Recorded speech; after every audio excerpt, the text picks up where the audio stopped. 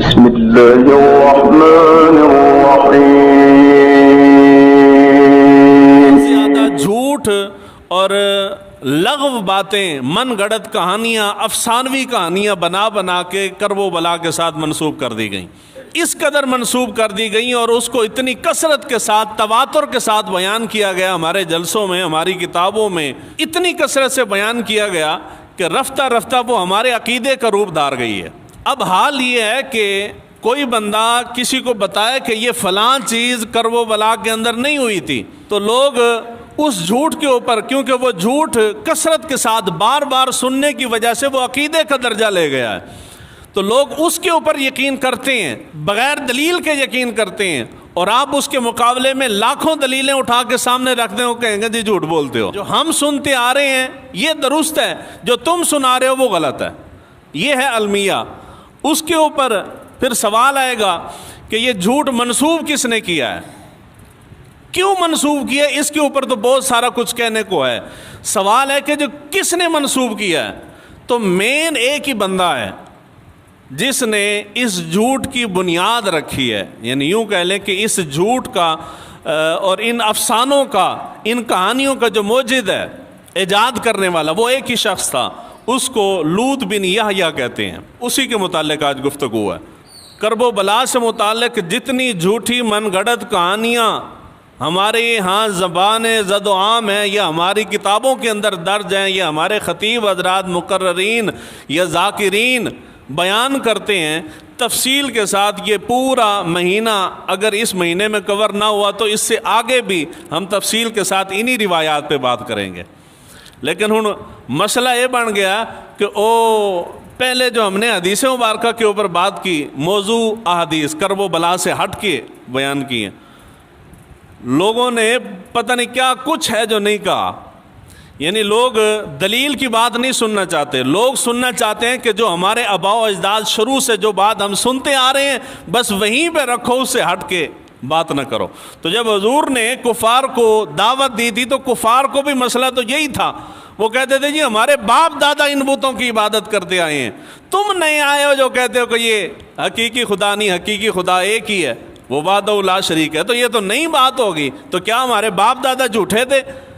آج آپ جب سچی بات بیان کرتے ہیں، وہ بات جو نسل در نسل چلتی آ رہی ہے، حتیٰ کہ ہمارے نصابوں میں، کتابوں میں درج ہو گئی ہے، ہمیں ازبر کرا دی گئی ہے، وہ بات جب آپ دلائل کے ساتھ بیان کرتے ہیں کہ یہ بات جھوٹ ہے، تو لوگ کہتے ہیں جی ہمارے بڑے جو بیان کرتے آئے ہیں کیا وہ جھوٹے ہیں؟ انسان کی پہلی ترجیح، اگر وہ مسلمان ہے تو سب سے پہلی ترجیح اور سب سے پہلی وفا اس کی اللہ اور اس کے رسول کے ساتھ ہونی چاہیے۔ باقی تمام وفائیں، تعلق، رشتہ داریاں، برادریاں، ہر چیز، تعلق، ناتا، واسطہ، محبت ساری نیچے ہو، اور پہلی ترجیح جو ہے وہ اللہ اور اس کے رسول کے ساتھ ہو، تو تب انسان کا ایمان بچتا ہے، وگرنہ اس دور میں ایمان بچانا مشکل ہے۔ لوط بن یحییٰ کی طرف آتے ہیں۔ اس کا معروف نام جو ہے ابو مخنف، اس کا معروف نام ہے۔ 157 ہجری کے اندر یہ فوت ہوا ہے۔ مکمل نام لوط بن یحییٰ بن سعید بن مخنف الکوفی ہے۔ لوط بن یحییٰ کے متعلق ائمہ کرام کا، ائمہ جرح و تعدیل کا قول یہ ہے کہ یہ پہلا اس کے اوپر اعتراض ہے کہ یہ شیعہ تھا، صرف شیعہ نہیں تھا بلکہ متشدد شیعہ تھا، بڑا شدید قسم کا شیعہ تھا۔ اس کے بعد اس کو متروک کہتے ہیں۔ کثیر ائمہ کرام نے اس کو کذاب کہا ہے، جھوٹا، یعنی کہ جھوٹا تھا، من گڑت کہانیاں اپنی طرف سے بنا بنا کے وہ بیان کرتا تھا۔ اس بنا پہ اس نے جتنی روایات بیان کی ہیں محدثین نے ان سب کو رد کر دیا ہے کہ جی اس کی روایت، چونکہ یہ ہے ہی کذاب، جھوٹا آدمی ہے، تو اس کی بیان کردہ کوئی بھی روایت قابل قبول، خصوصاً کرب و بلا یا صحابہ کرام رضوان اللہ اجمعین کے متعلق قبول نہیں ہے۔ اب اس کو دشمنی کیا ہے؟ اس کا دادا تھا سالم بن یحییٰ۔ سالم بن یحییٰ یہ ازد قبیلے سے تعلق رکھتا تھا، اور ازد قبیلہ جو ہے یہ جب حضرت امیر معاویہ اور حضرت علی شیر خدا کی آپس میں جنگ ہوئی ہے تو یہ قبیلہ ازد جو ہے یہ حضرت علی کے ساتھ تھا، تو اس کا دادا بھی حضرت علی کے ہی لشکر میں تھا، اپنے قبیلے کے ساتھ جنگ ہوئی تو یہ اس جنگ کے اندر حضرت امیر معاویہ کے فوجیوں کے ہاتھوں مارا گیا۔ ان کی یہ لوط بن یحییٰ ابو مخنف، اس کی خاندانی دشمنی ہے۔ کس سے خاندانی دشمنی ہے؟ بنو امیہ کے ساتھ۔ کیوں بنو امیہ کے ساتھ ہے؟ اس لیے کہ دادا کو مارنے والے وہ تھے، اس کے دادا کو مارنے والے، تو وہ ایک نسل در نسل دشمنی چل پڑی۔ اس کا نتیجہ کیا نکلا کہ ابو مخنف نے 23 کتابیں بنو امیہ کے خلاف لکھی ہیں۔ 1 2 3 4 5 نہیں، 23 کتابیں اس نے مختلف لکھی ہیں، اور وہ 23 کتابیں بنو امیہ کے خلاف حضرت امیر معاویہ اور اس کے پورے خانوادہ اور ان کو جھوٹا ثابت کرنے کے لیے اس نے وہ کہانیاں گھڑی ہیں، اور وہ ساری کی ساری من گھڑت کہانیاں ہیں۔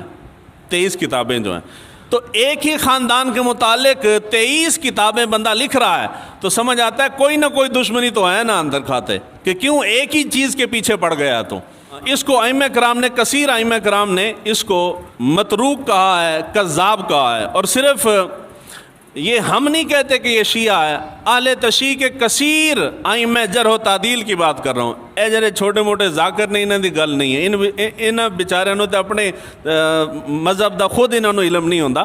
ان کے جو بڑے ائمہ جرح و تعدیل ہوتے ہیں ان کی بات کر رہا ہوں۔ کثیر ائمہ ان کے جو ان کی بڑی کتابیں، ان کے اندر وہ تسلیم کرتے ہیں اور بڑے شد و مد کے ساتھ تسلیم کرتے ہیں کہ ابو مخنف لوط بن یحییٰ جو تھا یہ شیعہ تھا۔ اس نے کل 32 کتابیں لکھی ہیں، ٹوٹل 32 مختلف موضوعات کے اوپر۔ ان 32 کتابوں میں سے سب سے زیادہ شہرت جو ملی ہے وہ مقتل حسین کو ملی ہے۔ مقتل ابو مخنف بھی کہا جاتا ہے، کتاب کا نام مقتل حسین ہے، اس کو ملی ہے۔ اس کو بھی کب ملی ہے؟ جب اس کو امام طبری نے اپنی تاریخ کے اندر اس کو شامل کیا ہے، تب لوگوں کو معلوم ہوا ہے کہ ابو مخنف کی یہ بھی کتاب تھی۔ جتنی کتابیں اس نے لکھی ہیں، کوئی بھی کتاب آج اس دور میں اپنی اصل حالت میں موجود نہیں ہے۔ اس سے منسوب بہت ساری کتابیں مارکیٹ میں مل جاتی ہیں، مگر وہ ساری کی ساری بعد کے شیعہ جو علماء تھے ان کی اپنی گھڑی ہوئی ہیں۔ اس کی اصل کوئی کتاب موجود نہیں۔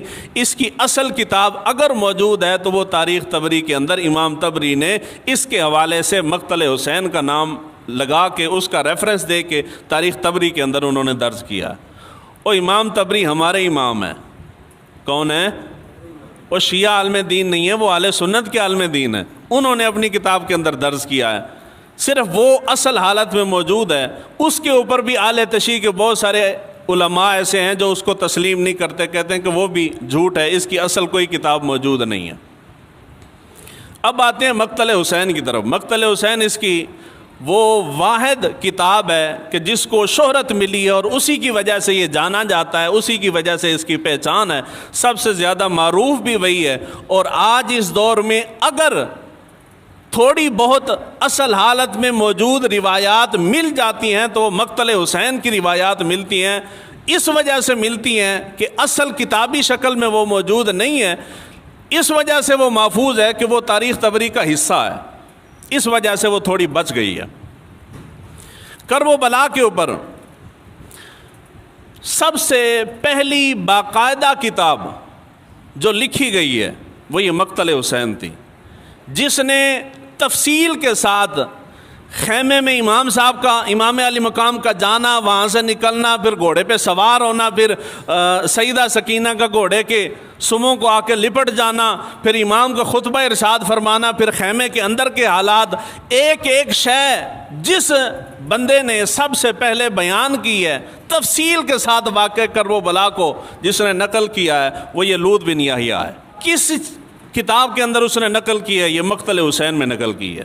مقتل حسین جو ہے یہ واقع کربلا کے کم و بیش 110 سال بعد لکھی گئی ہے۔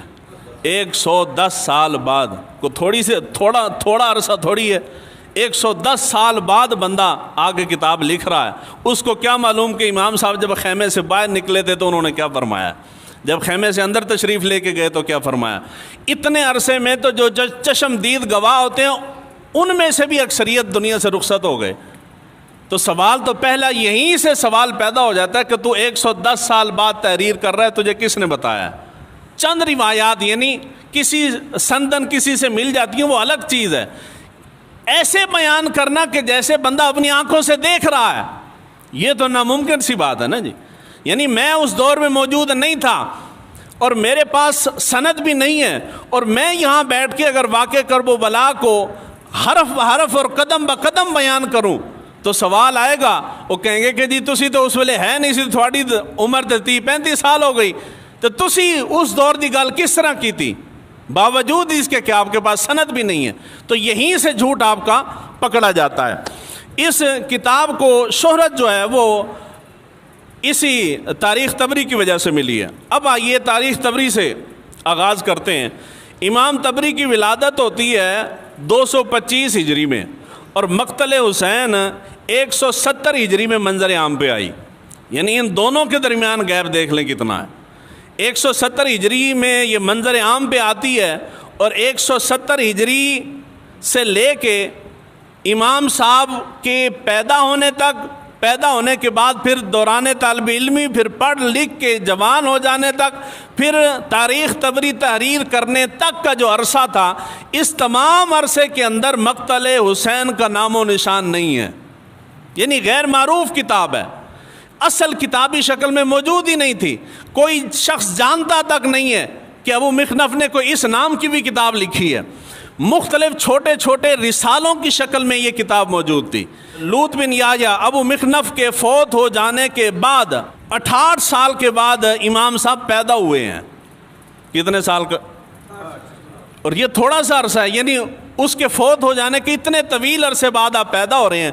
پھر ظاہری بات ہے آپ کا طالب علمی کا دور، آپ نے پڑھائی کے اندر وقت صرف کیا، پھر آخری عمر میں جا کے آپ نے تاریخ طبری تحریر کی. اس کے اندر جا کے آپ نے سب سے پہلے جب اس کی کتابوں کو بطور ریفرنس اپنی کتاب کے اندر شامل کیا تو یہاں سے لوگوں کو علم ہوا کہ جی اس نام کی بھی کوئی کتاب ہے، وگرنہ اس سے پہلے اس کا نام و نشان نہیں تھا. اس کے علاوہ اس سے پہلے یعنی 110 سال کا عرصہ اس کے اور واقع کرب و بلا کے درمیان ہے. 110 سال کے عرصے، طویل عرصے کے اندر کسی شخص نے اس واقعے کو بیان نہیں کیا. یہ تھوڑی جی گل نہیں ہے. یعنی 110 سال میں کوئی بندہ اتنی تفصیل کے ساتھ بیان نہیں کر رہا، اور 110 سال کے بعد ایک بندہ آ کے ڈیٹیل سے بیان کر رہا ہے. تو اندھے کو بھی سمجھ آ جاتی ہے کہ وہ سارا جھوٹ ہی ہوگا، کہ جو پہلے والوں نے بیان نہیں کیا تو تجھ تک باتیں کہاں سے پہنچی ہیں. یہاں یہ ساری بات سن کے آپ کے ذہن میں یہ سوال آ سکتا ہے کہ جی ہم ابو مخنف کو، لوط بن یحییٰ کو صرف اس لیے رد کر رہے ہیں، اس لیے ٹھکرا رہے ہیں کہ جی وہ شیعہ ہے. یہ اعتراض نہیں ہے کہ وہ شیعہ ہے. یہ اعتراض اگر شیعہ ہونے پہ ہو تو واقع کرب و بلا کو بیان کرنے والا ایک اور راوی ہے، اس کا نام ہے عمار.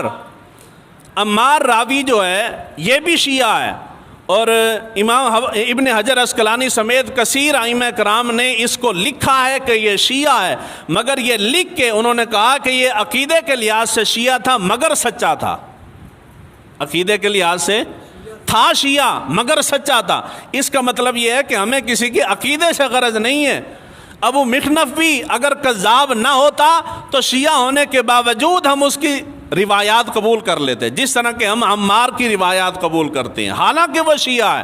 اہل سنت کے ہاں جو محتاط علماء ہیں جب واقع کرب و بلا بیان کرتے ہیں تو عمار کی روایات لیتے ہیں، ابو مخنف کی روایات نہیں لیتے. اس کے بعد دوسری دلیل، سب سے بڑی دلیل دے جاؤں، لسان العرب جو ہے یہ ہمارے مسلمانوں کے اندر جتنے مسالک ہیں سب کے اندر ثقہ کتاب مانی جاتی ہے.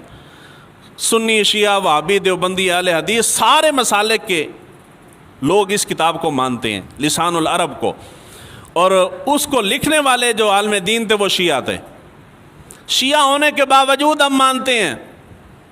اس کا مطلب یہ ہے کہ ہم متعصب نہیں ہیں، ہم متعصب جی نہیں ہیں. اگر غیر مسلک کا آدمی بھی سچی بات کر دے تو ہم مان لیتے ہیں. ہم بڑے کھلے کشادہ دل کے لوگ ہیں، کشادہ ظرف کے لوگ ہیں. تو ہمیں ابو مخنف کے اوپر صرف شیعہ ہونے پہ اعتراض نہیں ہے، ہمیں اس کے کذاب ہونے پہ اعتراض ہے. مقتل حسین کا رد ہم کر رہے ہیں تو مقتل حسین کتاب جو ہے اس کو بہت سے شیعہ علماء نے بھی اس کا رد کیا. یعنی انہوں نے بھی لکھا کہ یہ کتاب جو ہے اپنی اصل حالت میں موجود نہیں، حتیٰ کہ وہ کہتے ہیں کہ جو طبری کے اندر جو اس کی روایات موجود ہیں وہ بھی اصل حالت میں موجود نہیں. تو سوال یہاں یہ آ جاتا ہے کہ سنی بھی سارے کہہ رہے ہیں کہ یہ بندہ جھوٹا ہے. اہل تشیع بھی کہہ رہے ہیں کہ جھوٹا ہے، تو پھر اس کی روایات بیان کون کرتا ہے؟ بیان دو طبقات کرتے ہیں، سنی بھی کرتے ہیں اور شیعہ بھی کرتے ہیں، اور سنی اور شیعہ دونوں طبقات میں جو پیشہ ور لوگ، پیشہ ور ذاکرین ہیں یا پیشہ ور مقررین ہیں اہل سنت کے، وہ دونوں بیان کرتے ہیں اور بڑی شد و مد کے ساتھ بیان کرتے ہیں، کثرت کے ساتھ بیان کرتے ہیں، حتیٰ کہ اہل سنت کی کتابیں جو واقع کرب و بلا کے اوپر لکھی گئی ہیں، اکثر روایات ان کی ابو مخنف کی روایات ہیں، اسی کی روایات انہوں نے اٹھا کے اپنی کتابوں میں درج کی ہیں۔ واقع کرب و بلا، وہ جو کان پہ ہاتھ رکھ کے بیان کرتے ہیں نا، وہ ساری اسی کی کہانیاں ہیں، اسی کے من گھڑت افسانے ہیں۔ اب وہ جو آگے بندہ بیٹھ کے سن رہا ہے، اس کی جانے بلا کے راوی کون ہے؟ بندوں کو تو صرف ایک راوی کا پتہ ہے کہ جو لاہور میں جاؤ تو راستے میں راوی آتا ہے، اس تو علاوہ پاکستانی نے کسی راوی کا پتہ نہیں ہے۔ تو کون جانے گا کہ کون راوی ہے، کون راوی نہیں ہے، کون سچا ہے، کون سچا نہیں ہے، راوی سچا بھی ہے یا کذاب ہے؟ لوگ اس بات میں نہیں پڑتے، وہ نسل در نسل کہانیاں چل رہی ہیں، لوگ سنتے ہیں اور بیٹھ کے روتے ہیں، اور رونے سے اہمی ذہن میں آ گیا۔ اب میں یعنی آپ کے سامنے پورا مہینہ 1.5 مہینہ میں یہ روایات بیان کروں گا کہ فلاں روایت جھوٹی ہے، فلاں روایت جھوٹی ہے، مگر وہ جھوٹ گھڑنے کی نوبت کیوں آتی ہے کہ جھوٹ کے اندر چس بڑی ہے۔ جب جھوٹی روایت آپ بیان کرتے ہیں نا مثالہ لگا کے، تو اسی سے مجمع ہل جاتا ہے۔ آپ کو تو ابھی معلوم ہوگا نا، مجھے تو معلوم ہے کہ کون سی جھوٹی ہے، اس کے باوجود میں کل بیٹھ کے پڑھ رہا تھا وہ روایتیں، جانتا ہوں کہ جھوٹی ہے، مگر اس کے باوجود وہ روایات پڑھ کے روتا رہا ہوں میں، کہ وہ گھڑنے والے نے دیکھے نا کس انداز سے گھڑی ہیں، کہ جس کو پتہ چل جائے کہ جھوٹ ہے، اس کے باوجود بھی بندہ رو رہا ہے۔ کیوں رو رہا ہے؟ وہ یہی تو مقصد ہے، وہ رلانا چاہتے ہیں، وہ محفل کا ذوق دوبالا کرنا چاہتے ہیں، وہ ایک جو ہے نا رنگ بھرنا چاہتے ہیں کہانی کے اندر۔ وہ کہانی کے اندر رنگ بھرنے کے لیے پھر اس طرح کی افسانی کہانیاں گھڑی جاتی ہیں جس طرح کے واقع کرب و بلا کے متعلق گھڑی گئیں۔ سب سے زیادہ واقع کرب و بلا کے متعلق من گھڑت کہانیاں جو بیان کی جاتی ہیں، جس ریفرنس سے بیان کی جاتی ہیں، اس کتاب کا نام مقتل حسین ہے۔ مقتل حسین تاریخ طبری کے اندر ہے۔ اس تاریخ طبری کی وہ کتنی معتبر کتاب ہے اس کی بات میں کر رہا ہوں۔ تاریخ طبری کے جو مین بڑے بڑے راوی ہیں ان کی تعداد ہے 12۔ بڑے راوی جو ہیں، مین راوی جو ہیں پوری کتاب کے کتنے ہیں؟ 12 راوی ہیں۔ ان 12 راویوں میں سے 7 راوی جو ہیں وہ کذاب ہیں۔ پیچھے کتنے رہ گئے؟ 5 ثقہ ہیں، 12 راوی کذاب ہیں۔ اور اس کتاب کے اندر سب سے زیادہ روایات جو ہیں وہ ان 7 سے مروی ہیں، ان 5 سے تھوڑی سی ہیں۔ اب اس کا وہ جو 7 کذاب راوی ہیں یعنی جھوٹے راوی ہیں، ان کا حال سنیے۔ محمد بن صاحب کلبی ہیں، کتاب کے اندر ان کی 12 روایات ہیں کل۔ محمد بن عمر ہیں، 440 روایات ان کی ہیں۔ سیف بن عمر تمیمی ہیں، 700 روایات ان کی ہیں۔ ابو مخنف لوط بن یحییٰ ہے، 612 روایات طبری کے اندر اس کی ہیں۔ حشام بن محمد کلبی ہے، 55 روایات اس کی ہیں۔ حیثم بن عدی ہے، 16 روایات اس کی ہیں۔ محمد بن اسحاق بن یسار 164 روایات اس کی ہیں۔ یعنی یہ وہ راوی ہیں کہ جو کذاب ہیں، جھوٹے ہیں۔ ان کی کل روایات 1999 روایات ہیں جو جھوٹ پر مبنی ہیں۔ کتنی روایات؟ 1 کم 2000، 1999 روایات ان 7 کی۔ اور جو 5 سچے ہیں ان سچ کا حال دیکھیں کہ جو ثقہ راوی ہیں 5، ان میں سے پہلا راوی ہے زبیر بن بکار، ان کی 8 روایات ہیں۔ محمد بن سعد ہیں، ان کی 164 ہیں۔ موسیٰ بن عقبہ ہے، ان کی 7 ہیں۔ خلیفہ بن خیاط ہیں، ان کی 1 ہے۔ اور وہب بن منبہ ہے، ان کی 46 ہیں۔ یعنی کل ملا کے 226 سچی روایتیں ہیں اور 1999 جھوٹی ہیں۔ اور یہ اس کتاب کا حال ہے کہ جو تاریخ کے اندر مورخین کے ہاں سب سے زیادہ ثقہ مانی جاتی ہے، اور واقع کرب و بلا سارے کا سارا یہیں سے نکلتا ہے۔ اب کون بیٹھ کے سوچے گا کہ روایت کس کی ہے؟ وہ تو یہ کہتے ہیں جی طبری میں درج ہے، جی طبری میں لکھا ہے۔ تو طبری میں لکھے ہونے سے روایت سچی نہیں ہو جاتی، روایت سچی جی نہیں ہو جاتی۔ یہ کھنگالنا پڑتا ہے کہ سچے راوی نے بیان کیا ہے یا نہیں بیان کیا۔